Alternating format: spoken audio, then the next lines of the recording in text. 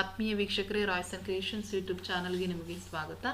ಇಂದಿನ ಈ ವಿಡಿಯೋದಲ್ಲಿ 10ನೇ ತರಗತಿಯ ಸಮಾಜ ವಿಜ್ಞಾನ ವಿಷಯದ ಕರ್ನಾಟಕ ಶಾಲಾ ಪರೀಕ್ಷೆ ಮತ್ತು ಮೌಲ್ಯ ನಿರ್ಣಯ ಮಂಡಳಿಯವರು ಬಿಡುಗಡೆ ಮಾಡಿದಂತಹ ಮಾದರಿ ಪ್ರಶ್ನೆ ಪತ್ರಿಕೆ 2ರ ಸಂಪೂರ್ಣ ಪ್ರಶ್ನೆಗಳನ್ನು ಅವುಗಳ ಉತ್ತರಗಳೊಂದಿಗೆ ವಿಶ್ಲೇಷಣೆ ಮಾಡೋಣ ಅಂತ ಹೇಳ್ತಾ ವಿಡಿಯೋನ ಪ್ರಾರಂಭಿಸ್ತಾ ಇದ್ದೀವಿ.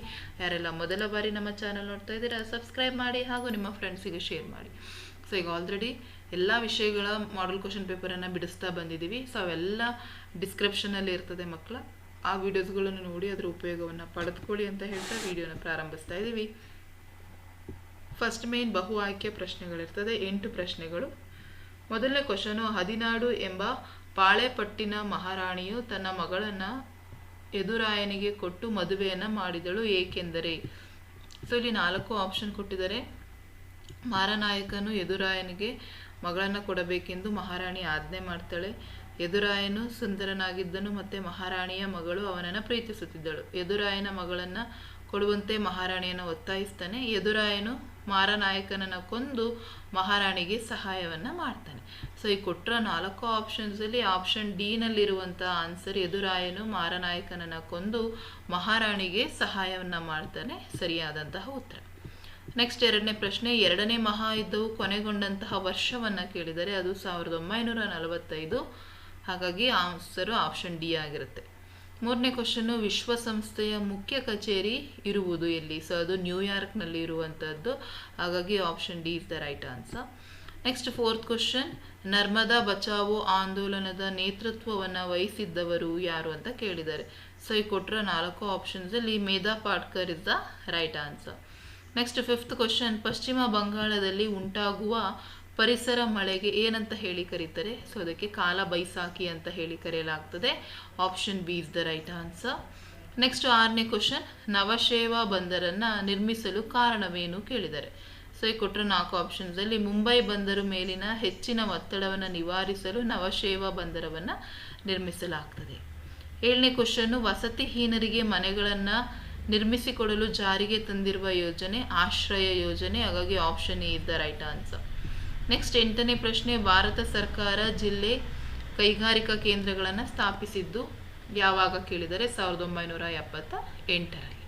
ಸೊ ಇದಿಷ್ಟು MCQ ಕ್ವಶನ್ಸ್ ಆಗಿರುತ್ತೆ. ನೆಕ್ಸ್ಟ್ 1 ವರ್ಡ್ ಆನ್ಸರ್ಸ್ ಕ್ವಶನ್ ನೋಡೋಣ. 9ನೇ ಕ್ವಶನ್ನು, ಮಹಲ್ವಾರಿ ಪದ್ಧತಿಯನ್ನು ಯಾರು ಜಾರಿಗೆ ತಂದರು? ಸೊ ಅದು RM ಬರ್ಡ್ ಮತ್ತು ಜೇಮ್ಸ್ ಥಾಮ್ಸನ್. 10ನೇ ಕ್ವಶನ್ನು, ಹಿಟ್ಲರನ್ನು ಬೂದು ಅಂಗಿದಳವನ್ನು ಏಕೆ ಸಂಘಟಿಸ್ತಾನೆ? ಯಾಕೆಂದರೆ ಗಲಭೆಗಳಿಂದ ಜನರಲ್ಲಿ ಭಯ ಹುಟ್ಟಿಸಲು ಬೂದು ಅಂಗಿದಳ ಎಂಬ ಕ್ರೌರ್ಯ ಪಡೆಯನ್ನು ರಚಿಸ್ತಾರೆ. 11ನೇ ಕ್ವಶನ್ನು, ಐರೋಪ್ಯ ಒಕ್ಕೂಟದ ಕೇಂದ್ರ ಕಚೇರಿಯಲ್ಲಿದೆ? ಅದು ಬೆಲ್ಜಿಯಂನ ಬ್ರುಸೆಲ್ನಲ್ಲಿ ಇದೆ. 12ನೇದು, ಭಾರತ ಸಂವಿಧಾನದ 17ನೇ ವಿಧಿಯ ಮಹತ್ವ ಏನು? ಅದು ಅಸ್ಪೃಶ್ಯತಾ ಆಚರಣೆಯನ್ನು ನಿಷೇಧಿಸುವುದಾಗಿರ್ತದೆ. 13ನೇ ಪ್ರಶ್ನೆ, ಕೈಗಾ ವಿರೋಧಿ ಚಳುವಳಿಯನ್ನು ಹೇಗೆ ಪ್ರಾರಂಭಿಸಲಾಯಿತು?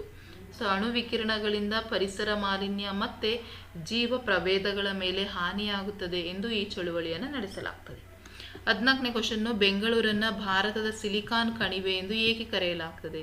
ಯಾಕೆಂತ ಹೇಳಿದರೆ ಇದು ಬೆಂಗಳೂರು ಮಾಹಿತಿ ತಂತ್ರಜ್ಞಾನದ ಮುಖ್ಯ ಕೇಂದ್ರವಾಗಿರೋದ್ರಿಂದ ಇದನ್ನು ಭಾರತದ ಸಿಲಿಕಾನ್ ಸಿಟಿ ಅಂತ ಹೇಳಿ ಕರೆಯಲಾಗ್ತದೆ. 15ನೇ ಪ್ರಶ್ನೆ, ತೆರಿಗೆ ಎಂದರೇನು?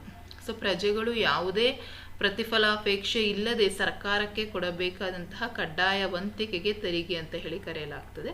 16ನೇ ಪ್ರಶ್ನೆ, ಬ್ಯಾಂಕುಗಳು ಹೇಗೆ ಠೇವಣಿದಾರರು ಮತ್ತು ಕೆಲಸಗಾರರ ನಡುವಿನ ಸಂಪರ್ಕ ಕೊಂಡಿಯಾಗಿವೆ ಅಂತ ಹೇಳಿ ಕೇಳಿದ್ದಾರೆ. ಅದಕ್ಕೆ ಸರಿಯಾಗಿರುವಂತಹ ಉತ್ತರ, ಗ್ರಾಹಕರ ಉಳಿಕೆ ಹಣವನ್ನು ಠೇವಣಿಗಳ ಮೂಲಕ ಸಂಗ್ರಹಿಸಿ ಇದನ್ನು ಸಾಲಗಾರರಿಗೆ ಸಾಲ ರೂಪದಲ್ಲಿ ಕೊಡುವುದರ ಮೂಲಕ ಸಂಪರ್ಕವನ್ನು ಅದು ಕಲ್ಪಿಸ್ತದೆ. ಸೊ ಇದಿಷ್ಟು ನಿಮಗೆ 1 ವರ್ಡ್ ಆನ್ಸರ್ಸ್ ಕ್ವಶನ್ಸ್ ಆಗಿರುತ್ತೆ. ನೆಕ್ಸ್ಟ್ 3rd ಮೇನ್, ಪ್ರತಿಯೊಂದು ಪ್ರಶ್ನೆಗೂ 2 ರಿಂದ 4 ವಾಕ್ಯಗಳಲ್ಲಿ ಅಥವಾ ಅಂಶಗಳಲ್ಲಿ ಉತ್ತರಿಸಲಿಕ್ಕಿರುತ್ತೆ. 2 ಅಂಕದ ಪ್ರಶ್ನೆಗಳು. 17ನೇ ಪ್ರಶ್ನೆ, ಕೇಂದ್ರ ಲೋಕಸೇವಾ ಆಯೋಗದ ಕಾರ್ಯಗಳನ್ನು ವಿವರಿಸಿ ಅಂತ ಹೇಳಿ ಕೇಳಿದ್ದಾರೆ ಮಕ್ಕಳ. ಸೊ ಕೇಂದ್ರ ಸರ್ಕಾರದ AB ವೃಂದದ ಹುದ್ದೆಗಳಿಗೆ ಸರ್ಕಾರ ಸ್ಪರ್ಧಾತ್ಮಕ ಪರೀಕ್ಷೆಗಳನ್ನು ನಡೆಸುವುದು, ನೇರ ನೇಮಕಾತಿಗೆ ವ್ಯಕ್ತಿತ್ವದ ಪರೀಕ್ಷೆ ನಡೆಸುವುದು, ವಿವಿಧ ಹುದ್ದೆಗಳಿಗೆ ಬಡ್ತಿ ವರ್ಗಾವಣೆ ಅನುಸರಿಸಬೇಕಾದಂಥ ಸೇವೆಗಳ ಬಗ್ಗೆ ಸರ್ಕಾರಕ್ಕೆ ಸಲಹೆ ನೀಡುವುದು, ದುರ್ವರ್ತನೆಯ ಮೇರೆಗೆ ಅಧಿಕಾರಿಗಳ ಮೇಲೆ ಶಿಸ್ತು ಕ್ರಮದ ಬಗ್ಗೆ ಸರ್ಕಾರಕ್ಕೆ ಸಲಹೆ ನೀಡುವುದು, ರಾಷ್ಟ್ರಾಧ್ಯಕ್ಷರ ಸೂಚನೆ ಮೇರೆಗೆ ಯಾವುದೇ ವಿಷಯಗಳಿಗೆ ಸರ್ಕಾರಕ್ಕೆ ಸಲಹೆಯನ್ನು ನೀಡುವುದು. ಸೊ ಈ ಪ್ರಶ್ನೆಗೆ ಆಪ್ಷನ್ ಕೊಟ್ಟು ಸರ್ಕಾರ ಮತ್ತು ಕೃಷಿ ಸಂಸ್ಥೆಯ ಉದ್ದೇಶಗಳನ್ನು ವಿವರಿಸಿ ಕೇಳಿದ್ದಾರೆ. ಸೊ ಕೃಷಿ ಕ್ಷೇತ್ರದ ಅಭಿವೃದ್ಧಿ, ಪೌಷ್ಟಿಕ ಆಹಾರ ಒದಗಿಸುವುದು, ಹಸಿವು ನಿವಾರಣೆ, ಗ್ರಾಮೀಣ ಪ್ರದೇಶದ ಜನರ ಜೀವನ ಮಟ್ಟದ ಸುಧಾರಣೆ. 18ನೇದು ಬಾಲ್ಯ ವಿವಾಹಗಳನ್ನು ತಡೆಗಟ್ಟಲೇಬೇಕು ಏಕೆ? ಏಕೆಂದರೆ ಹೆಣ್ಣು ಮಕ್ಕಳ ಮೇಲೆ ದೌರ್ಜನ್ಯ, ಹಿಂಸೆ ಹೆಚ್ಚಾಗುತ್ತದೆ, ಮಕ್ಕಳ ಹಕ್ಕುಗಳ ಉಲ್ಲಂಘನೆ, ಅಪೌಷ್ಟಿಕತೆ, ಅನಾರೋಗ್ಯ ಮತ್ತು ಗರ್ಭಪಾತಗಳಿಗೆ ಕಾರಣ, ರಕ್ತಹೀನತೆ ಉಂಟಾಗ್ತದೆ, ಶಿಶು ಮರಣ, ತಾಯಂದಿರ ಮರಣಕ್ಕೆ ಕಾರಣವಾಗ್ತದೆ, ಬಾಲ್ಯ ಶಿಕ್ಷಣ, ಗೆಳೆಯರ ಒಡನಾಟಕ್ಕೆ ಧಕ್ಕೆ ಆಗ್ತದೆ. ಸೊ ಈ ಪ್ರಶ್ನೆಗೆ ಆಪ್ಷನ್ ಕೇಳಿ. ಅಸ್ಪೃಶ್ಯತೆಯು ಒಂದು ಸಾಮಾಜಿಕ ಪಿಡುಗಾಗಿದೆ ಹೇಗೆ ಅಂತ ಕೇಳಿದ್ದಾರೆ. ಸೊ ಅಸ್ಪೃಶ್ಯರನ್ನು ಸಮಾಜದ ಕಡೆಯ ಹಂತದವರೆಂದು ಪರಿಗಣಿಸಲಾಗ್ತದೆ. ಗಾಂಧೀಜಿಯವರು ಅಸ್ಪೃಶ್ಯತೆ ಹಿಂದೂ ಸಮಾಜಕ್ಕೆ ಹತ್ತಿದ ಕಳಂಕ ಅಂತ ಹೇಳ್ತಾರೆ. ಅಸ್ಪೃಶ್ಯತೆಗೆ ಒಳಗಾದಂತಹ ಜಾತಿಗಳು ಸಾಮಾಜಿಕ, ಧಾರ್ಮಿಕ, ಶೈಕ್ಷಣಿಕ, ರಾಜಕೀಯ ಅನುಕೂಲ ಮತ್ತು ಅವಕಾಶಗಳನ್ನು ಪಡೆಯುವುದರಿಂದ ವಂಚಿತವಾದವು ಅಂತ ತಿಳಿಸಿದ್ದಾರೆ. ನೆಕ್ಸ್ಟ್ 19ನೇ ಪ್ರಶ್ನೆ, ಭಾರತವು ಸ್ವತಂತ್ರ ಗಳಿಸಿದ ಸಂದರ್ಭದಲ್ಲಿ ಎದುರಿಸಿದ ಸಮಸ್ಯೆಗಳು. ಸೊ ಈ ಕ್ವಶನ್ನು ರಿಪೀಟ್ ಆಗಿದೆ. ಮೊದಲನೇ ಪ್ರಶ್ನೆ ಪತ್ರಿಕೆಯಲ್ಲಿ 20ನೇ ಪ್ರಶ್ನೆಗೆ ಉತ್ತರ ಇದೆಯಲ್ಲ, ಸೊ ಅದೇ ಸೇಮ್ ಕ್ವಶನನ್ನು ಕೇಳಿದ್ದಾರೆ. ಸೊ ಹಾಗಾಗಿ ಇದನ್ನು ಮತ್ತೆ ನಿಮ್ಮ ಜೊತೆ ಡಿಸ್ಕಷನ್ ಮಾಡ್ತಿಲ್ಲ. 20ನೇ ಪ್ರಶ್ನೆ, ಭಾರತದಲ್ಲಿ ಬ್ರಿಟಿಷರು ತಮ್ಮ ಸಾಮ್ರಾಜ್ಯ ವಿಸ್ತರಣೆಗೆ ದತ್ತು ಮಕ್ಕಳಿಗೆ ಹಕ್ಕಿಲ್ಲ ನೀತಿಯನ್ನು ಒಂದು ಅಸ್ತ್ರವಾಗಿ ಬಳಸಿದರು, ಸಮರ್ಥಿಸಿ. ಹೌದು, ಏಕೆಂದರೆ ಯಾವುದೇ ಭಾರತೀಯ ರಾಜ ಮಕ್ಕಳಿಲ್ಲದೆ ಸತ್ತರೆ ಅವನು ದತ್ತು ಪುತ್ರರಿಗೆ ಅಧಿಕಾರವನ್ನು ಕೊಡುವಂತಿರಲಿಲ್ಲ. ಮತ್ತು ಅಂತಹ ರಾಜ್ಯಗಳು ಬ್ರಿಟಿಷ್ ಸಾಮ್ರಾಜ್ಯಕ್ಕೆ ಸೇರಿಕೊಳ್ತಾ ಇರ್ತವೆ. ಸತಾರ, ಝಾನ್ಸಿ, ಜೈಪುರ, ಸಂಬಲಾಪುರ, ಉದಯಪುರ, ನಾಗಪುರ ಬ್ರಿಟಿಷರ ವಶವಾಗ್ತವೆ. ಈ ರಾಜರಿಗೆ ಮಕ್ಕಳಿರೋದಿಲ್ಲ. ಹಾಗಾಗಿ ಮೊದಲೇ ಬ್ರಿಟಿಷರು ಇದನ್ನು ತಿಳಿದುಕೊಂಡು ಡಾಲೌಸಿ ಈ ನೀತಿಯನ್ನು ಜಾರಿಗೆ ತರ್ತಾನೆ. 21ನೇ ಪ್ರಶ್ನೆ, ಸಾರ್ವಕಾಲಿಕ ಕಾಲುವೆ ಮತ್ತು ಪ್ರವಾಹ ಕಾಲುವೆಗಳ ನಡುವಿನ ವ್ಯತ್ಯಾಸವೇನು? ಸೊ ಪ್ರವಾಹ ಕಾಲುವೆ ಮತ್ತು ಸಾರ್ವಕಾಲಿಕ ಕಾಲುವೆಗಳು ತಗೊಂಡ್ರೆ, ಪ್ರವಾಹ ಕಾಲುವೆಗಳು ಅಣೆಕಟ್ಟುಗಳನ್ನು ನಿರ್ಮಿಸದೆ ನೇರವಾಗಿ ನದಿಗಳಿಗೆ ಕಾಲುವೆಗಳನ್ನು ತೋಡುವುದು ಮತ್ತು ನದಿಗಳು ತುಂಬಿ ಹರಿಯುವಾಗ ಈ ಕಾಲುವೆಗಳ ಮೂಲಕ ನೀರನ್ನು ಹರಿಸುವುದು. ಸಾರ್ವಕಾಲಿಕ ಕಾಲುವೆಗಳೆಂದರೆ ನದಿಗಳಿಗೆ ಅಣೆಕಟ್ಟನ್ನು ನಿರ್ಮಿಸಿ ನೀರನ್ನು ಸಂಗ್ರಹಿಸುವುದು ಮತ್ತು ವರ್ಷಪೂರ್ತಿ ಕೃಷಿ ಭೂಮಿಗೆ ನೀರನ್ನು ಒದಗಿಸಲು ತೋಡುವಂತಹ ಕಾಲುವೆಗಳು ಇವಾಗಿರ್ತವೆ. 22ನೇ ಪ್ರಶ್ನೆ, ಭಾರತದ ಬೆಳೆ ಋತುಗಳನ್ನು ಪಟ್ಟಿ ಮಾಡಿ. ಸೊ ಭಾರತದ ಬೆಳೆ ಋತುಗಳು ಯಾವ್ಯಾವ ಅಂದರೆ, ಮುಂಗಾರು ಬೇಸಾಯ ಅಥವಾ ಖಾರಿಫ್ ಬೇಸಾಯ ಅಂತ ಕರೀತೇವೆ, ಹಿಂಗಾರು ಬೇಸಾಯ ಅಥವಾ ರಬಿ ಬೇಸಾಯ, ಜೇಡ್ ಬೇಸಾಯ. ಸೊ ಇದಿಷ್ಟು ಬರೆದ್ರೆ ನಿಮ್ಗೆ 2 ಅಂಕ ಸಿಗುತ್ತೆ. 23ನೇ ಪ್ರಶ್ನೆ, ಸುಗ್ಗಿ ಪೂರ್ವ ತಂತ್ರಜ್ಞಾನವು ಸುಗ್ಗಿ ನಂತರದ ತಂತ್ರಜ್ಞಾನಕ್ಕಿಂತ ಹೇಗೆ ಭಿನ್ನವಾಗಿದೆ? ಸೊ ಸುಗ್ಗಿ ಪೂರ್ವ ತಂತ್ರಜ್ಞಾನ ಯೋಜಿತ ನೀರಿನ ಬಳಕೆ, ಸುಧಾರಿತ ಬೀಜಗಳ ಬಳಕೆ, ಕ್ರಿಮಿನಾಶಕಗಳು ಮತ್ತು ರಾಸಾಯನಿಕ ಗೊಬ್ಬರಗಳ ಬಳಕೆಯಿಂದ ಬೆಳೆ ಉತ್ತಮವಾಗಿ ಬರುತ್ತದೆ. ಸುಗ್ಗಿ ನಂತರದ ತಂತ್ರಜ್ಞಾನ ಬೆಳೆ ಕೊಯ್ಲಿನ ನಂತರ ಉತ್ಪನ್ನದ ಸಾಗಾಣಿಕೆ, ಸಂಗ್ರಹಣೆ, ಮಾರಾಟದಲ್ಲಿ ಬದಲಾವಣೆ ತರೋದ್ರಿಂದ ಲಾಭ ಹೆಚ್ಚಾಗ್ತದೆ. 24ನೇದು, ಗ್ರಾಹಕರನ್ನು ಹೇಗೆ ಶೋಷಿಸಲಾಗ್ತದೆ? ಸೊ ತೂಕದಲ್ಲಿ ಮೋಸ, ಕಳಪೆ ಗುಣಮಟ್ಟ, ಅಳತೆ ಮೋಸ ಮತ್ತು ಬೆಲೆಯಲ್ಲಿ ಮೋಸ. ಸೊ ಇದಿಷ್ಟು 2 ಅಂಕದ ಪ್ರಶ್ನೆಗಳು. ನೆಕ್ಸ್ಟ್ 4th ಮೇನ್, ಕೆಳಗಿನ ಪ್ರಶ್ನೆಗಳಿಗೆ 6 ವಾಕ್ಯಗಳಲ್ಲಿ ಅಥವಾ ಅಂಶಗಳಲ್ಲಿ ಉತ್ತರಿಸಲಿಕ್ಕೆ ಇರ್ತದೆ. ಇಲ್ಲಿ 9 ಪ್ರಶ್ನೆಗಳು ಬರ್ತದೆ. 25ನೇ ಪ್ರಶ್ನೆ, ಡಚ್ಚರ ವಿರುದ್ಧದ ಮಾರ್ತಾಂಡ ವರ್ಮನ ಹೋರಾಟವನ್ನು ವಿವರಿಸಿ ಅಂತ ಕೇಳಿದ್ದಾರೆ. ಸೊ ಇವರು 1758ರವರೆಗೆ ವೈನಾಡ್ ಸಂಸ್ಥಾನವನ್ನು ಆಳ್ತಾರೆ. ಡಚ್ಚರಿಂದ ತನ್ನ ಸಂಸ್ಥಾನವನ್ನು ರಕ್ಷಿಸ್ತಾರೆ. ರಾಜಧಾನಿಯನ್ನು ತಿರುವನಂತಪುರಕ್ಕೆ ಸ್ಥಳಾಂತರಿಸಲಾಗ್ತದೆ. ಕರಿಮೆಣಸಿನ ವ್ಯಾಪಾರದಲ್ಲಿ ಹಿಡಿತ ಸಾಧಿಸುತ್ತಿದ್ದ ಡಚ್ಚರನ್ನು ಅವರು ತಡೆಗಟ್ತಾರೆ. ಡಚ್ಚರು ತಿರುವಾಂಕೂರಿನ ಮೇಲೆ ಆಕ್ರಮಣವನ್ನು ಮಾಡಿದಾಗ ಡಚ್ ಕೂಟವನ್ನು ಸೋಲಿಸ್ತಾರೆ. ನೆಡುಮಂಗಡ, ಒಟ್ಟಾರಕ ಕೇಂದ್ರಗಳನ್ನು ವಶಪಡಿಸಿಕೊಂಡು 1741ರಲ್ಲಿ ಡಚ್ಚರು ತಿರುವಾಂಕೂರಿನ ಮೇಲೆ ಯುದ್ಧವನ್ನು ಸಾರ್ತಾರೆ. ಮಾರ್ತಾಂಡವರ್ಮ ಅವರನ್ನು ಹಿಮ್ಮೆಟ್ಟಿಸ್ತಾನೆ. 1753ರ ಒಪ್ಪಂದದ ಪ್ರಕಾರ ಡಚ್ಚರು ಸಂಪೂರ್ಣ ಅಧಿಕಾರವನ್ನು ಒಪ್ಪಿಸಿ ಶರಣಾಗ್ತಾರೆ. ಸೊ ಅದೇ ಪ್ರಶ್ನೆಗೆ ಆಪ್ಷನ್ ಕೊಟ್ಟು ಭಾರತದಲ್ಲಿ ಬ್ರಿಟಿಷ್ ಶಿಕ್ಷಣ ವ್ಯವಸ್ಥೆಯು ಬೀರಿದಂತಹ ಪರಿಣಾಮಗಳನ್ನು ವಿವರಿಸಲಿಕ್ಕೆ ಕೇಳಿದ್ದಾರೆ. ಸೊ ಇದು ಮೋಸ್ಟ್ ಇಂಪಾರ್ಟೆಂಟ್ ಕ್ವಶನ್ ಆಗಿರುತ್ತೆ. ಸೊ ಭಾರತೀಯರಲ್ಲಿ ಜಾತ್ಯತೀತ ಪ್ರಜಾಪ್ರಭುತ್ವ ಕಲ್ಪನೆಗಳ ಬೆಳವಣಿಗೆ, ಸ್ಥಳೀಯ ಭಾಷೆ ಮತ್ತು ಸಾಹಿತ್ಯ ರಚನೆಗೆ ಪ್ರೋತ್ಸಾಹವನ್ನು ದೊರೆಯುತ್ತದೆ. ವಿದ್ಯಾವಂತ ವರ್ಗದ ಆಲೋಚನಾ ಕ್ರಮದಲ್ಲಿ ಏಕತೆ ಉಂಟಾಗ್ತದೆ. ವೃತ್ತಪತ್ರಿಕೆಗಳ ಆರಂಭ, ಸಾಮಾಜಿಕ ಧಾರ್ಮಿಕ ಚಳುವಳಿಕೆಗಳು ಆರಂಭ, JS ಮಿಲ್ ರೋಸ್ ಚಿಂತನೆಗಳ ಪ್ರಭಾವ, ಭಾರತೀಯರಿಗೆ ತಮ್ಮ ಸಂಸ್ಕೃತಿಯ ಪರಿಚಯ ಆಗ್ತದೆ. ಜಗತ್ತಿನಲ್ಲಿ ನಡೆಯುತ್ತಿದ್ದ ಸ್ವಾತಂತ್ರ್ಯ ಚಳುವಳಿಗಳ ಪ್ರಭಾವ ಬೀರ್ತದೆ. ಭಾರತದಲ್ಲಿ ಹೊಸ ತಲೆಮಾರುತಗಳು ಸೃಷ್ಟಿಯಾಗ್ತವೆ. ನೆಕ್ಸ್ಟ್ 26ನೇದು ನಿತ್ಯ ಹರಿದ್ವರ್ಣದ ಅರಣ್ಯಗಳು ಮತ್ತು ಎಲೆ ಉದುರಿಸುವ ಮಾನ್ಸೂನ್ ಅರಣ್ಯಗಳ ನಡುವಿನ ವ್ಯತ್ಯಾಸ ಕೇಳಿದ್ದಾರೆ. ಸೊ ನಿತ್ಯ ಹರಿದ್ವರ್ಣದ ಕಾಡುಗಳಲ್ಲಿ 250 ಸೆಂಟಿಮೀಟರ್ ಮಳೆ ಮತ್ತು ಇವು ಪಶ್ಚಿಮ ಘಟ್ಟ, ಅಸ್ಸಾಂ, ತ್ರಿಪುರ ಅಲ್ಲಿ ಕಾಣಿಸ್ತವೆ ಮತ್ತು ವರ್ಷ ಪೂರ್ತಿ ಹಸಿರಾಗಿರ್ತವೆ. ಆದರೆ ಎಲೆ ಉದುರುವ ಅರಣ್ಯಗಳಿಗೆ ಬಂದರೆ 75ರಿಂದ 250 ಸೆಂಟಿಮೀಟರ್ ಮಳೆ ಆಗ್ತದೆ. ಭಾರತದಲ್ಲಿ ವಿಸ್ತಾರವಾಗಿ ಹರಡಿಕೊಂಡಿವೆ ಮತ್ತು ಇದು ವರ್ಷದ ನಿರ್ದಿಷ್ಟ ಒಣ ಹವೆ ಋತುವಿನಲ್ಲಿ ಎಲೆಗಳು ಉದುರಿಸ್ತವೆ. ಸೊ ಈ ಪ್ರಶ್ನೆಗೆ ಆಪ್ಷನ್ ಕೊಟ್ಟು ಗ್ಲೋಬಲ್ ಪೊಸಿಷನಿಂಗ್ ಸಿಸ್ಟಮ್ನ ಉಪಯೋಗಗಳೇನು ಕೇಳಿದ್ದಾರೆ. ಸೊ ಪ್ರಾಕೃತಿಕ ವಿಕೋಪಗಳ ಸ್ಪಷ್ಟ ಭೌಗೋಳಿಕ ಸ್ಥಾನ ಗುರುತಿಸಲು ಪರಿಹಾರವನ್ನು ಕೈಗೊಳ್ಳೋದು ಉಪಯುಕ್ತ. ಅರಣ್ಯ ಪರ್ವತ ಚಾರಣ ಮಾಡುವವರಿಗೆ ಮಾರ್ಗ ತಿಳಿಯಲು ಇದು ಅನುಕೂಲವಾಗಿದೆ. ನೆಕ್ಸ್ಟ್ ಸೈನಿಕರು, ವೈಮಾನಿಕರು ಮೀನುಗಾರಿಕೆಗೆ ಸರಿಯಾದಂತಹ ಮಾರ್ಗವನ್ನು ಅನುಸರಿಸಲು ಉಪಯುಕ್ತ. ಇಂದು ಸಾರಿಗೆ ನಿರ್ವಹಣೆಯಲ್ಲೂ ಸಹ ಇದು ಬಳಕೆ ಹೆಚ್ಚಾಗಿದೆ. ಗೂಗಲ್ ಮ್ಯಾಪ್ನಂತಹ ವ್ಯವಸ್ಥೆಗಳು GPS ಬಳಸಿ ದಾರಿ ತೋರಿಸುತ್ತದೆ. ನಗರಗಳಲ್ಲಿ ಮನೆ ಬಾಗಿಲ ಸೇವೆಗೆ GPS ವ್ಯವಸ್ಥೆ ಜೀವಾಳವೇ ಆಗಿದೆ. ನೆಕ್ಸ್ಟ್ 27ನೇ ಪ್ರಶ್ನೆ, ಗ್ರಾಮೀಣ ಅಭಿವೃದ್ಧಿಯಲ್ಲಿ ಪಂಚಾಯತ್ ರಾಜ್ಯ ಸಂಸ್ಥೆಗಳ ಪಾತ್ರಗಳನ್ನು ವಿವರಿಸಿ. ಸೊ ಪಂಚಾಯತ್ ರಾಜ್ಯಗಳು ಪ್ರಮುಖ ಪಾತ್ರವನ್ನು ವಹಿಸಿವೆ. ಏಕೆಂದರೆ ಗ್ರಾಮೀಣ ಅಭಿವೃದ್ಧಿಗೆ ಬೇಕಾದಂತಹ ರಸ್ತೆ, ಚರಂಡಿ, ಬೀದಿ ದೀಪದ ವ್ಯವಸ್ಥೆಯನ್ನು ಮಾಡ್ತದೆ. ಶಾಲೆ, ಆಸ್ಪತ್ರೆ, ಕಟ್ಟಡಗಳ ನಿರ್ಮಾಣ, ಪ್ರಾಥಮಿಕ ಮಾಧ್ಯಮಿಕ ಶಿಕ್ಷಣಕ್ಕೆ ಪ್ರೋತ್ಸಾಹ, ಕೆರೆಗಳ ನಿರ್ಮಾಣ, ಹೂಳು ತೆಗೆಯುವುದು, ಗ್ರಾಮೀಣ ಮತ್ತು ಗುಡಿ ಕೈಗಾರಿಕೆಗಳ ಅಭಿವೃದ್ಧಿ, ಅರ್ಹ ಬಡ ಜನರಿಗೆ BPL ಕಾರ್ಡ್ಗಳ ಮೂಲಕ ಆಹಾರ ದಾನ ನೀಡುವುದು, ವಸತಿಹೀನರಿಗೆ ಆಶ್ರಯ ಯೋಜನೆಯ ಮೂಲಕ ಮನೆಗಳ ನಿರ್ಮಾಣ, ಆಹಾರ ಸಂಸ್ಕರಣಾ ಘಟಕಗಳು, ಆರೋಗ್ಯ ಮತ್ತು ನೈರ್ಮಲ್ಯ ಸೌಲಭ್ಯ. ಆ ಪ್ರಶ್ನೆಗೆ ಆಪ್ಷನ್ ಅನ್ನು ಕೊಟ್ಟು ಸಾರ್ವಜನಿಕ ಹಣಕಾಸಿನ ಮಹತ್ವವನ್ನು ವಿವರಿಸಿ ಅಂತ ಕೇಳಿದರೆ. ಸೊ ಇದು ದೇಶದ ಅಭಿವೃದ್ಧಿಯನ್ನು ಬೆಂಬಲಿಸುತ್ತದೆ.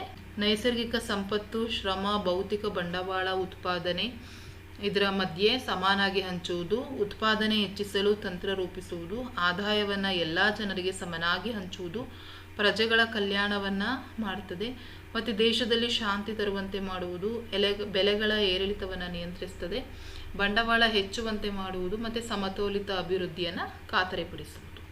28ನೇ ಪ್ರಶ್ನೆ, ಬ್ಯಾಂಕ್ ಖಾತೆಯನ್ನು ತೆರೆಯುವುದರಿಂದ ಆಗುವ ಅನುಕೂಲಗಳೇನು. ಇದು ಹಣಕ್ಕೆ ಭದ್ರತೆಯನ್ನು ನೀಡುತ್ತದೆ, ಹಣ ಪಾವತಿ ಸುಲಭವಾಗ್ತದೆ, ಸಾಲ ಪಡೆಯಲು ಸಾಧ್ಯ, ಹಣದ ವಸೂಲಾತಿಗೆ ಸಹಾಯ ಮಾಡ್ತದೆ, ವ್ಯವಹಾರ ಸುಗಮವಾಗಿ ನಡೆಸಲು ಅನುಕೂಲ ಮತ್ತು ಭದ್ರತಾ ಕಪಾಟುಗಳನ್ನು ನೀಡುತ್ತದೆ.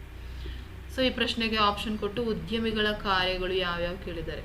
ಸೊ ವ್ಯಾಪಾರ ಚಟುವಟಿಕೆಗಳ ಪ್ರಾರಂಭ, ಉತ್ಪಾದನಾಂಗಗಳನ್ನು ಸಂಯೋಜಿಸ್ತಾನೆ, ಹೊಸ ವಿಧಾನಗಳನ್ನು ರೂಢಿಗೆ ತರುತ್ತಾನೆ, ತಂತ್ರಜ್ಞಾನ, ಮಾರುಕಟ್ಟೆ, ಉದ್ಯೋಗದ ಬಗ್ಗೆ ನಿರ್ಧರಿಸುತ್ತಾನೆ, ಹಣಕಾಸಿನ ಆಯವ್ಯಯದ ನಿರ್ವಹಣೆ, ಕಷ್ಟ ನಷ್ಟ ಮತ್ತು ಅನಿಶ್ಚಿತತೆಗಳನ್ನು ಎದುರಿಸುವುದು, ವಸ್ತು ತಂತ್ರಜ್ಞಾನ ಮಾರುಕಟ್ಟೆಗಳ ಬಗ್ಗೆ ನಿರ್ಧಾರವನ್ನು ಕೈಗೊಳ್ಳುತ್ತಾನೆ, ವ್ಯಾಪಾರ ಸರಿಯಾಗಿ ನಡೆಯುವಂತೆ ಮಾರ್ಗದರ್ಶನವನ್ನು ಮಾಡುವ.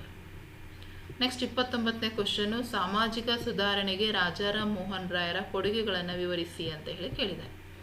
ಸೊ ಬ್ರಹ್ಮ ಸಮಾಜದ ಸಂಸ್ಥಾಪಕರಲ್ಲಿ ಇವರು ಪ್ರಮುಖರಾಗಿರ್ತಾರೆ. ಭಾರತೀಯ ನವೋದಯದ ಜನಕ ಎನಿಸಿದ್ದಾರೆ. Sanskrit, Arabic, English, French, Greek ಭಾಷೆಗಳಲ್ಲಿ ಪಾಂಡಿತ್ಯ.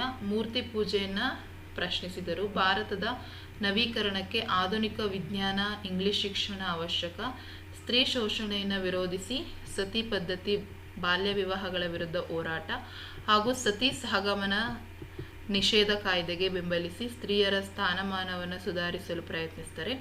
ಬಂಗಾಳಿ ಸಂವಾದ ಕೌಮುದಿ ಪತ್ರಿಕೆ ಆರಂಭಿಸ್ತಾರೆ. 30ನೇ ಪ್ರಶ್ನೆ, ಭಾರತದ ಪ್ರಥಮ ಸ್ವಾತಂತ್ರ್ಯ ಸಂಗ್ರಾಮದ ಆರ್ಥಿಕ ಕಾರಣಗಳನ್ನು ವಿವರಿಸಿ ಅಂತ ಕೇಳಿದ್ದಾರೆ. ಸೊ ಇಂಗ್ಲೆಂಡಿನಲ್ಲಿ ಕೈಗಾರಿಕಾ ಕ್ರಾಂತಿಯ ಪರಿಣಾಮ ಭಾರತದಲ್ಲಿ ಕರಕುಶಲತೆ ಮತ್ತು ದೇಶೀಯ ಕೈಗಾರಿಕೆಗಳು ಕ್ಷೀಣಿಸ್ತವೆ. ಕರಕುಶಲಗಾರರು ನಿರುದ್ಯೋಗಿಗಳಾಗ್ತಾರೆ. ಬಟ್ಟೆ, ಉಣ್ಣೆ ಕೈಗಾರಿಕೆಗಳ ಅವನತಿ ಹೊಂದಿ ನೇಕಾರರು ನಿರುದ್ಯೋಗಿಗಳಾಗ್ತಾರೆ. ಇದರಿಂದಾಗಿ ಭಾರತದ ಗೃಹ ಕೈಗಾರಿಕೆಗಳು ಶಿಥಿಲಗೊಳ್ತವೆ. ಜಮೀನ್ದಾರರಿಂದ ರೈತರ ಶೋಷಣೆ. ಭಾರತದ ವಸ್ತುಗಳಿಗೆ ಅಧಿಕ ತೆರಿಗೆಯನ್ನು ವಿಧಿಸ್ತಾರೆ. ಇನಾಮು ಆಯೋಗಗಳನ್ನು ನೇಮಿಸಿ ಇನಾಮ್ ಭೂಮಿ ವಾಪಸ್ಸನ್ನು ಪಡೆಯುತ್ತಾರೆ. 30ನೇ ಪ್ರಶ್ನೆ, ಮಾನವ ಹಕ್ಕುಗಳನ್ನು ಸಂರಕ್ಷಿಸಲು ಭಾರತವು ಹೇಗೆ ಪ್ರಯತ್ನಿಸುತ್ತೆ. ಸೊ ಸಂವಿಧಾನದಲ್ಲಿ ಮೂಲಭೂತ ಹಕ್ಕುಗಳ ನಮೂದು, ಸಾರ್ವತ್ರಿಕ ಮಾನವ ಹಕ್ಕುಗಳ ಪ್ರತಿಪಾದನೆ, ಜನಾಂಗೀಯ ಹತ್ಯೆ, ಶೋಷಣೆ ವಿರೋಧ, ವಿಶ್ವಸಂಸ್ಥೆಯ ಸಾಮಾನ್ಯ ಸಭೆಯಲ್ಲಿ ವಿಶ್ವದಾದ್ಯಂತ ಮಾನವ ಹಕ್ಕುಗಳ ಸಂರಕ್ಷತೆಗೆ ಒತ್ತಾಯ, ರಾಷ್ಟ್ರೀಯ ಮಾನವ ಹಕ್ಕುಗಳ ಆಯೋಗ, ರಾಜ್ಯ ಮಾನವ ಹಕ್ಕುಗಳ ಸ್ಥಾಪನೆ. ನೆಕ್ಸ್ಟ್ 32ನೇ ಪ್ರಶ್ನೆ, ನಿರುದ್ಯೋಗ ಸಮಸ್ಯೆಯನ್ನು ನಿವಾರಿಸಲು ಸರ್ಕಾರ ಕೈಗೊಂಡಿರುವ ಕ್ರಮಗಳು. ಜನಸಂಖ್ಯೆ ನಿಯಂತ್ರಣ, ಗುಡಿ ಕೈಗಾರಿಕೆಗೆ ಪ್ರೋತ್ಸಾಹ, ಕೃಷಿ ಕ್ಷೇತ್ರದ ಅಭಿವೃದ್ಧಿ, ಕೈಗಾರಿಕಾ ಕ್ಷೇತ್ರದ ಅಭಿವೃದ್ಧಿ, ವೃತ್ತಿಪರ ಶಿಕ್ಷಣಕ್ಕೆ ಪ್ರೋತ್ಸಾಹ, ಶೈಕ್ಷಣಿಕ ಸುಧಾರಣಾ ಯೋಜನೆಗಳು ಮತ್ತು ಪಂಚವಾರ್ಷಿಕ ಯೋಜನೆಗಳು. 33ನೇ ಪ್ರಶ್ನೆ, ಚಂಡಮಾರುತಗಳಿಂದ ಉಂಟಾಗುವಂತಹ ದುಷ್ಪರಿಣಾಮಗಳನ್ನು ಎದುರಿಸಲು ತೆಗೆದುಕೊಳ್ಳಬೇಕಾದಂತಹ ಮುನ್ನೆಚ್ಚರಿಕೆಯ ಕ್ರಮಗಳನ್ನು ವಿವರಿಸಲಿಕ್ಕೆ ಕೇಳಿದ್ದಾರೆ. ಅಪಾಯಕಾರಿ ತಗ್ಗು ಪ್ರದೇಶಗಳಿಂದ ಜನರನ್ನು ಸ್ಥಳಾಂತರಿಸುವುದು, ದೋಣಿ ಹೆಲಿಕಾಪ್ಟರ್ ಸಜ್ಜಾಗಿರಿಸುವುದು, ರೈಲು ಬಸ್ಸಿನ ಮಾರ್ಗಗಳನ್ನು ಬದಲಾಯಿಸುವುದು, ಮಾಧ್ಯಮಗಳ ಮೂಲಕ ಜನರಿಗೆ ಮಾಹಿತಿ ನೀಡುವುದು, ಉಡುಪುಗಳನ್ನು ಸಂಗ್ರಹಿಸುವುದು, ಔಷಧ ಮತ್ತು ವೈದ್ಯಕೀಯ ನೆರವಿಗಾಗಿ ಸಿದ್ಧರಾಗಿರುವುದು, ಸೇನಾ ತುಕಡಿಗಳನ್ನು ಸಿದ್ಧಗೊಳಿಸುವುದು. ಸೊ ಇದಿಷ್ಟು ನಿಮಗೆ 3 ಅಂಕದ ಪ್ರಶ್ನೆಗಳು. ನೆಕ್ಸ್ಟ್ 5th ಮೇನ್ ಕೆಳಗಿನ ಪ್ರಶ್ನೆಗೆ 8 ವಾಕ್ಯಗಳಲ್ಲಿ ಉತ್ತರಿಸಲಿಕ್ಕೆ ಕೇಳಿದ್ದಾರೆ. ಸೊ ಅದು 4 ಅಂಕದ್ದು. 34ನೇ ಪ್ರಶ್ನೆ, ಭಾರತದ ಸಾಮಾಜಿಕ ಸುಧಾರಣೆಯಲ್ಲಿ ಡಾಕ್ಟರ್ BR ಅಂಬೇಡ್ಕರ್ ಅವರು ಮಹತ್ವದ ಪಾತ್ರವನ್ನು ವಹಿಸಿದ್ದಾರೆ, ಸಮರ್ಥಿಸಿ. ಸೊ ಹೌದು, ಇವರು ಸಾಮಾಜಿಕ ಸಮಾನತೆ ಇಲ್ಲದ ರಾಜಕೀಯ ಸ್ವಾತಂತ್ರ್ಯ ಅರ್ಥಹೀನ, ಮಹಮ್ಮದ್ ಕರೆ, ಕಲಾರಾಮ್ ದೇವಾಲಯಗಳ ಚಳುವಳಿ, 3 ದುಂಡು ಮೇಜಿನ ಸಮ್ಮೇಳನದಲ್ಲಿ ಭಾಗಿಯಾಗ್ತಾರೆ, ಬರೋಡಾ ಮಹಾರಾಜರ ಹತ್ತಿರ ದಿವಾನರಾಗಿ ಕೆಲಸವನ್ನು ಮಾಡ್ತಾರೆ, ಕಾಂಗ್ರೆಸ್ ಪಕ್ಷ ಸೇರದೆ ಸ್ವತಂತ್ರ ಕಾರ್ಮಿಕ ಪಕ್ಷವನ್ನು ಸ್ಥಾಪಿಸ್ತಾರೆ, ಬಹಿಷ್ಕೃತ ಹಿತಕಾರಣಿ ಸಭಾ ಸ್ಥಾಪನೆ, ಜನತಾ ಮೂಕನಾಯಕ, ಪ್ರಬುದ್ಧ ಭಾರತ, ಬಹಿಷ್ಕೃತ ಭಾರತ, ಸಂವಿಧಾನದ ಕರಡು ಸಮಿತಿ ಅಧ್ಯಕ್ಷರಾಗಿ ಕೆಲಸವನ್ನು ಮಾಡ್ತಾರೆ. ಮತ್ತು ಇವರು ಅಸ್ಪೃಶ್ಯರಿಗೆ ಸಂವಿಧಾನದಲ್ಲಿ ರಕ್ಷಣೆಯನ್ನು ನೀಡ್ತಾರೆ, ಜಾತಿ ವ್ಯವಸ್ಥೆಯಿಂದ ಬೇಸತ್ತು ಬೌದ್ಧ ಧರ್ಮವನ್ನು ಸ್ವೀಕರಿಸ್ತಾರೆ. ಸೊ ಈ ಪ್ರಶ್ನೆಗೆ ಆಪ್ಷನ್ ಕೊಟ್ಟು, ಸ್ವಾಮಿ ವಿವೇಕಾನಂದರು ಭಾರತೀಯ ಸಮಾಜಕ್ಕೆ ನೀಡಿರುವ ಕೊಡುಗೆಗಳನ್ನು ಸದಾ ಸ್ಮರಣೀಯವಾದವು, ಸಮರ್ಥಿಸಿ ಅಂತ ಕೇಳಿದ್ದಾರೆ. ಸೊ ಇವರು ಭಾರತೀಯರನ್ನು ಎಚ್ಚರಗೊಳಿಸಿದ ಕ್ರಾಂತಿಕಾರಿ ಸನ್ಯಾಸಿ. ಇವರು 1893ರಲ್ಲಿ ಚಿಕಾಗೋ ಸರ್ವಧರ್ಮ ಸಮ್ಮೇಳನದಲ್ಲಿ ಭಾರತದ ಹಿರಿಮೆಯನ್ನು ಜಗತ್ತಿಗೆ ಸಾರ್ತಾರೆ. ಹಿಂದೂ ಧರ್ಮವು ಹೇಗೆ ವಿಶ್ವ ಭ್ರಾತೃತ್ವವನ್ನು ಸಾರಿದೆ ಎಂದು ವಿವರಿಸಿ ಭಾರತೀಯ ಸಂಸ್ಕೃತಿಯನ್ನು ಜಗತ್ತಿಗೆ ಪರಿಚಯಿಸ್ತಾರೆ. ಯೋಗ, ಧ್ಯಾನ, ಸಮಾಜ ಸೇವೆಗೆ ಕರೆಯನ್ನು ನೀಡ್ತಾರೆ. ವಿವೇಕಾನಂದರ ಚಿಂತನೆಗಳಿಂದ ಗಾಂಧೀಜಿಯವರು ಪ್ರೇರಣೆ ಹೊಂದ್ತಾರೆ. ಸಮಾಜ ಸುಧಾರಣೆಗೆ ವಿವೇಕಾನಂದರ ಆಶಯ ಜನರನ್ನು ಮೊದಲು ವಿದ್ಯಾವಂತರನ್ನಾಗಿ ಮಾಡುವುದಾಗಿರ್ತದೆ. ಸೊ ಇದಿಷ್ಟು ಪಾಯಿಂಟ್ಸನ್ನು ಬರೆದ್ರೆ ನಿಮಗೆ ಕಂಪ್ಲೀಟ್ ಆನ್ಸರ್ ಸಿಗುತ್ತೆ. ನೆಕ್ಸ್ಟ್ 35ನೇ ಪ್ರಶ್ನೆ, ಕಪ್ಪು ಮಣ್ಣು ಜಂಬಿಟ್ಟಿಗೆ ಮಣ್ಣಿಗಿಂತ ಹೇಗೆ ಭಿನ್ನವಾಗಿದೆ ಅಂತ ಕೇಳಿದರೆ. ಸೊ ಅದು ಡಿಫ್ರೆನ್ಸನ್ನು ಬರೆದ್ರೆ ಸಾಕು ಮಕ್ಕಳ. ಸೊ ನೋಡಿ, ಕಪ್ಪು ಮಣ್ಣು ಅಗ್ನಿಶಿಲೆಗಳಿಂದ ಉತ್ಪತ್ತಿಯಾಗಿದೆ, ಫಲವತ್ತಾಗಿದೆ, ತೇವಾಂಶವನ್ನು ಹಿಡಿದುಕೊಳ್ತದೆ. ಈ ರೀತಿ ಅದರ ಒಂದು ಗುಣಗಳನ್ನ ಬರೀರಿ. ಅದೇ ರೀತಿ ಜಂಬಿಟ್ಟಿಗೆ ಮಣ್ಣಿಗೆ ಬಂದರೆ 200 ಸೆಂಟಿಮೀಟರ್ಗಿಂತ ಹೆಚ್ಚು ಮಳೆಯಿಂದ ಇದು ನಿರ್ಮಾಣ ಆಗ್ತದೆ, ಫಲವತ್ತಾಗಿರುವುದಿಲ್ಲ, ಸಾರಜನಕ ಮತ್ತು ಲವಣತೆಗಳ ಕೊರತೆ ಇರ್ತದೆ, ಬೇಸಿಗೆಯಲ್ಲಿ ಒಣಗಿ ಗಟ್ಟಿ ಶಿಲೆಗಳಾಗಿರ್ತವೆ, ಕಾಫಿ, ಟೀ, ತೋಟಗಾರಿಕಾ ಬೆಳೆಗಳು ಮಾತ್ರ ಇದರಲ್ಲಿ ನೋಡ್ಬೋದು, ಮತ್ತು ಪಶ್ಚಿಮ ಘಟ್ಟಗಳಲ್ಲಿ ಮತ್ತು ವಿಂಧ್ಯ ಪರ್ವತಗಳಲ್ಲಿಯೂ ಕಾಣಸಿಗ್ತವೆ.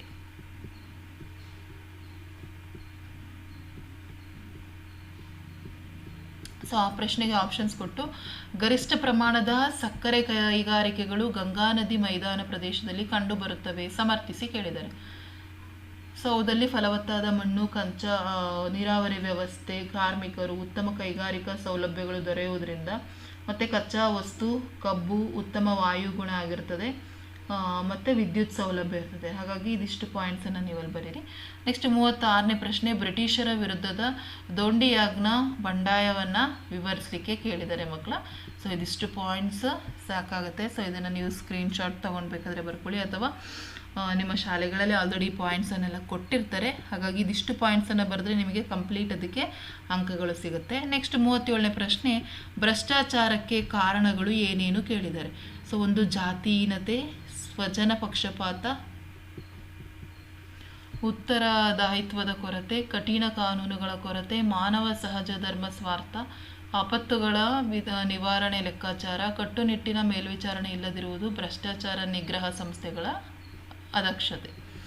ಸೊ ಇದಿಷ್ಟು ನಿಮಗೆ 4 ಅಂಕದ ಪ್ರಶ್ನೆ. Next last main 6th main 38ನೇ ಪ್ರಶ್ನೆ, ಕೆಳಗಿನಲ್ಲಿ ಯಾವುದಾದರೂ 5 ನಿಮಗೆ ಕೊಟ್ಟಿರೋ ಭಾರತದ ನಕ್ಷೆಯಲ್ಲಿ ಗುರುತಿಸಲಿಕ್ಕೆ ಕೇಳಿದರೆ. ಮಲಬಾರ್ ತೀರ, ಬಂಗಾಳ ಕೊಳ್ಳಿ, ನರೋರ, ಕೆಂಪೇಗೌಡ ಅಂತಾರಾಷ್ಟ್ರೀಯ ವಿಮಾನ ನಿಲ್ದಾಣ. ಸೊ ಇದಿಷ್ಟು ಪ್ಲೇಸ್ಗಳಲ್ಲಿ ಯಾವುದಾದ್ರೂ 5 ನೀವು ಮಾರ್ಕ್ ಮಾಡಿ ಮಕ್ಕಳು. ಇಲ್ಲಿ ನಿಮಗೆ ಸಂಪೂರ್ಣವಾಗಿ ಎಲ್ಲವನ್ನು ಮಾರ್ಕ್ ಮಾಡಿರುವಂಥದ್ದು ಒಂದು ಮ್ಯಾಪನ್ನು ಕೊಡಲಾಗಿದೆ.